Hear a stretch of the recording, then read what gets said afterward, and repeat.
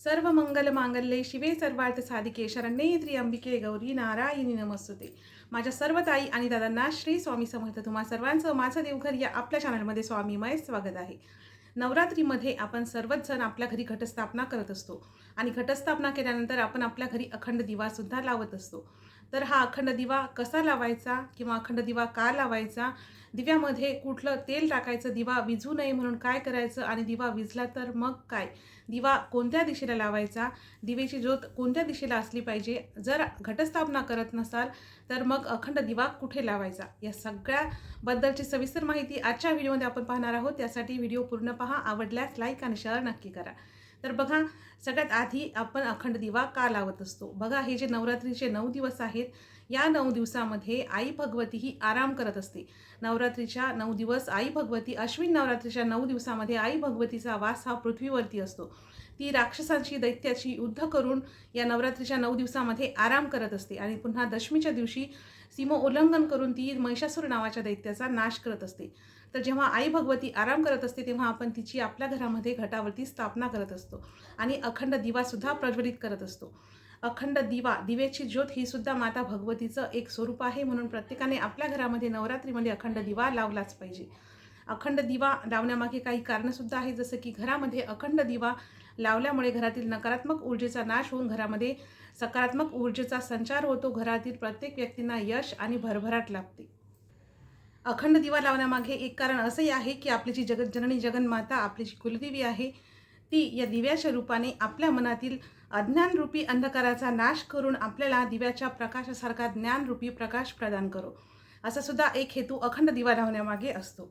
बघा, आता आपण जेव्हा दिवा लावतो तर दिव्यामधली वात जी आहे ना, ती आपल्याला पहिल्याच दिवशी लांबसर वात करून त्याच्यामध्ये टाकायची आहे. बघा, एक वीत, ही अशी एक वीत असते आणि त्याच्यानंतर 4 बोटं म्हणजे 1.25 वीत वात आपल्याला पहिल्याच दिवशी करायची आहे. म्हणजे आपल्याला अखंड दिवा लावला की त्याच्यामधली वात जी आहे ती पुन्हा बदलायची नसते. तर 9 दिवस पुरेल एवढी लांबसर वात आधीच करून घ्या. जेव्हा आपण कापसाची वात करतो ना, तेव्हा त्याच्यामध्ये थोडासा कलावा टाकायचा आहे. कलाव्याचे 2-3 धागे का होईना पण आपल्याला त्या वातीमध्ये टाकायचे आहेत, कारण नवरात्रीमध्ये कलाव्याला खूप महत्त्व आहे. कलावा जो आपण कलशाची स्थापना करताना कलशाच्या गळ्याच्या भोवती गुंडाळत असतो, तोच कलावा आपल्याला या कापसाच्या वातीमध्ये थोडासा मिक्स करायचा आहे. आता जेव्हा आपण अखंड दिवा लावतो तर तेव्हा त्याच्यामध्ये तेल कोणतं वापरावं. बघा, आता दिवा कुठलाही असो, तुमच्याकडे दगडी दिवा असेल तो, किंवा पितळेचा जो त्याला नंदादीप म्हणतात, तो नंदादीपसुद्धा तुम्ही घेऊ शकता. दिवा कुठलाही असो, पण त्याच्यामध्ये जेव्हा आपण दिवा लावू तेव्हा दिवा लावण्यासाठी आपल्याला तिळाचं तेल त्याच्यामध्ये टाकायचं आहे. बघा, तिळाचं तेल आपण जर या दिव्यामध्ये टाकलं ना, तर सगळ्यात महत्त्वाचं म्हणजे जो तुपाचा दिवा असतो ना, तो खूप सात्विक असतो. पण आता आपण 9 दिवस अखंड तुपाचा दिवा लावू शकत नाही. म्हणून मग तुपाच्या नंतर तिळाच्या तेलाला तितकंच महत्त्व आहे. म्हणून आपल्याला तिळाच्या तेलाचा दिवा आपल्या नवरात्रीमध्ये आपल्याला लावायचा आहे. बघा, तेलाचा दिवा लावल्याने जर आपल्याला काही साडेसाती किंवा शनीचा जर काही त्रास असेल तर तो सुद्धा कमी होतो. आता जर घटस्थापना आपण करत नसाल तर मग दिवा कुठे लावावा. बऱ्याच जणांच्या घरी घटस्थापना नसते आणि त्यांना अखंड दिवा लावायचा असतो, तर मग दिवा कुठे लावावा. बघा, जे कोणी घटस्थापना करत नाहीत त्यांनी आपल्या देवघराच्या डाव्या बाजूला एका चौरंगावरती दिवा लावायचा आहे. तर बघा, आता तुमच्या देवघरामध्ये जर नित्याचा कुलदेवीचा कलश नसेल, आपल्या देवघरामध्ये नित्याचा कुलदेवीचा कलश असेल, तर मग कलशाची स्थापना करण्याची आवश्यकता नाही. पण तुम्ही अखंड दिवा लावत असाल आणि तुमच्या घरामध्ये जर कलशाची स्थापना केलेली नसेल, तर एका चौरंगावरती कलशाची स्थापना करून घ्या. तिथे विड्याचा गणपतीची स्थापना करून घ्या आणि नंतर मग तिथे त्या चौरंगावरती खाली तांदूळाची थोडीशी रास किंवा अष्टकमलदल काढून त्याच्यावरती अखंड दिवा लावायचा आहे. तर आता तुम्ही म्हणाल देवघरामध्ये दिवा लावायचा का, तर देवघरामध्ये न लावता चौरंगावरती त्या अखंड दिव्याची स्थापना करायची आहे, म्हणजे जेणेकरून 9 दिवस तो दिवा जो आहे तो आपल्याच्याने हलला नाही पाहिजे. आता दिवा जेव्हा आपण लावू तेव्हा आपल्याला एक खास मंत्र म्हणायचा आहे. तो मंत्र म्हणजे शुभम करोती कल्याणम आरोग्यम धनसंपदा शत्रुबुद्धी विनाशाय दीपक ज्योती नमस्तुते. आता जेव्हा आपण अखंड दिवा लावतो, तर जेव्हा आपण अखंड दिवा लावत असतो तो दिवा विझू नये म्हणून त्याच्यामध्ये आपल्याला रोज थोडासा कापूर टाकायचा आहे. कापुराच्या एक दोन ओढ्या त्याच्यामध्ये टाकायच्या आहेत आणि त्याच्यामधला जो कापूर आहे तो तेलामध्ये विरघळून गेल्यानंतर पुन्हा दुसऱ्या दिवशी आपल्याला त्याच्यामध्ये 1-2 वडी कापराची टाकायची आहे. तुम्ही जर दररोज दिव्यामध्ये जर कापराची वडी टाकली ना, तर दिवा जो आहे तो छान प्रकारे जळतो आणि त्याला जास्त काजळीसुद्धा येत नाही. बघा, आता दिव्याला जर काजळी आलीच, दिवा आहे त्याला काजळी येणारच आहे, तर दिव्याची आपल्याला काळजी घ्यायची आहे. जेव्हा आपण अखंड दिवा लावत असतो तेव्हा त्या दिव्याची काळजी घेणेसुद्धा आवश्यक असते. कारण अखंड दिवा म्हणजे हे जगतजननी कुलदेवीचंच स्वरूप आहे. तिची जी ज्योती असते ना, ती ज्योती ही म्हणजे साक्षात जगतजननी आपली आई भवानीच आहे. त्यामुळे त्या दिव्याची आपल्याला काळजी घ्यायची आहे. त्याची दररोज पूजासुद्धा करायचीच आहे. त्याला खडी साखरेचा किंवा फळाचा नैवेद्य दाखवायचा आहे, ज्यांनी घटस्थापना केली नसेल त्यांनी. नाहीतर ज्यांनी घटस्थापना केली आहे ते तर त्याची पूजा करणारच आहे. त्याला नैवेद्यसुद्धा दररोज आपण घटाला दाखवतच असतो. तर बघा आता दिव्याची काजळी सकाळ संध्याकाळ काढायची आहे. तुम्ही जर काही जॉब करत असाल, जॉबसाठी घराच्या बाहेर जात असाल, तरी सकाळी दिव्याची काजळी काढून घ्यायची, त्याच्यामध्ये तेल भरून ठेवायचं आणि दिवा विझू नये म्हणून त्याच्यावरती काचसुद्धा ठेवायचा आहे. दिव्याला हवा लागल्यानंतर दिवा विझू शकतो, त्यामुळे दिवा विझू नये म्हणून त्याच्यावरती एक काच ठेवून द्या. रात्री झोपतानासुद्धा आपल्याला दिव्याची काजळी काढून टाकायची आहे. दिव्याची काजळी जी आहे ती अलगद काढा. त्याच्यानंतर त्याच्यामध्ये तेल भरून दिवा त्याच्यावरती काच ठेवायचा आहे. बघा आता काजळी काढताना दिवा हा विझतो. एखाद्या वेळेस आपण काजळी काढताना दिवा विझू शकतो. तर आपला अखंड दिवा विझू नये म्हणून काय करायचं आहे, काजळी काढण्याच्या आधी एक दुसरा दिवा घ्या आणि या अखंड दिव्यावरून तो दिवा प्रज्वलित करून घ्या. फक्त दिव्यावर दिवा लावायचा नाही, दुसऱ्या कुठल्या एखाद्या माचीसच्या काडीने वगैरे किंवा पेपरने तुम्ही तो दिवा लावून घेऊ शकता. दिव्यावरती दिवा कधीच लावू नये. फक्त त्या ज्योतीवरून आपल्याला दुसरी ज्योत जी आहे ती प्रज्वलित करायची आहे.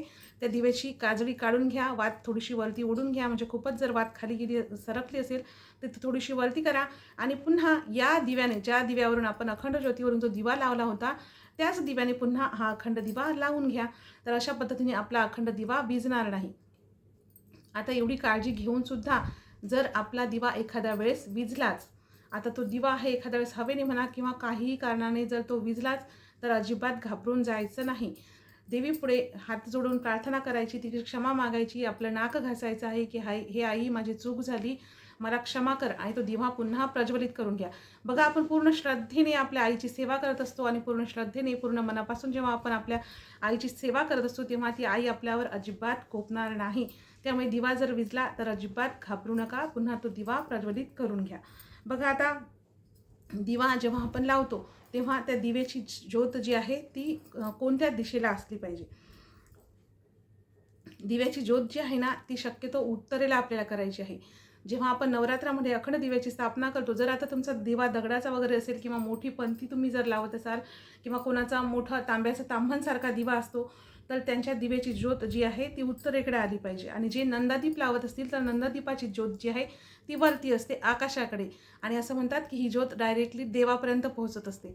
त्यामुळे जर तुमचा नंदादीप असेल तर काहीच प्रश्न नाही, पण जर तुम्ही असा दिवा कुठला लावत असाल तर त्याची ज्योत उत्तरेकडे आली पाहिजे. कारण उत्तरेकडे तोंड करून, म्हणजे त्या दिव्याची ज्योत जर उत्तरेकडे असेल तर आपल्या घरामध्ये अखंड सौभाग्य, प्रगती, भरभराट, यश आणि आरोग्य नांदत असते. धन ऐश्वर्य आपल्या घरामध्ये नेहमीसाठी नांदत असते. कधीही आपल्या घरामध्ये धनाची, ऐश्वर्याची, सुखाची कमी पडत नाही. तर अशा पद्धतीने आपल्याला दिवा लावायचा आहे. बघा आता दिवा जो आहे तो घटस्थापना केल्यावरती कोणत्या दिशेला आपल्याला ठेवायचा. तर दिव्याची ज्योत जी आहे ती आपण उत्तरेकडे करू, पण दिवा कोणत्या दिशेला ठेवायचा. तर बघा दिवा जो आहे तो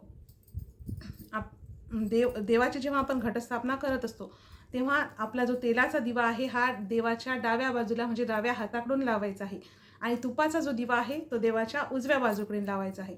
आता तुम्ही जर 9 दिवस अखंड तुपाचा दिवा लावत असाल तर देवाच्या उजव्या बाजूने ठेवा, आणि तिळाच्या तेलाचा दिवा लावत असाल तर तो देवाच्या डाव्या बाजूने ठेवायचा आहे. आता जेव्हा आपण सकाळ संध्याकाळ आई भगवतीची आरती करत असतो, घटस्थापना झाली म्हणजे आपण आरती करतच असतो, तर आता जरीही अखंड दिवा लावलेला असला तरीही आरती करताना आपल्याला तुपाचा दिवा लावूनच आई भगवतीची आरती करायची आहे. तर बघा अशा पद्धतीने नवरात्रीमध्ये आपल्याला अखंड दिवा लावायचा आहे, त्याची काळजी घ्यायची आहे.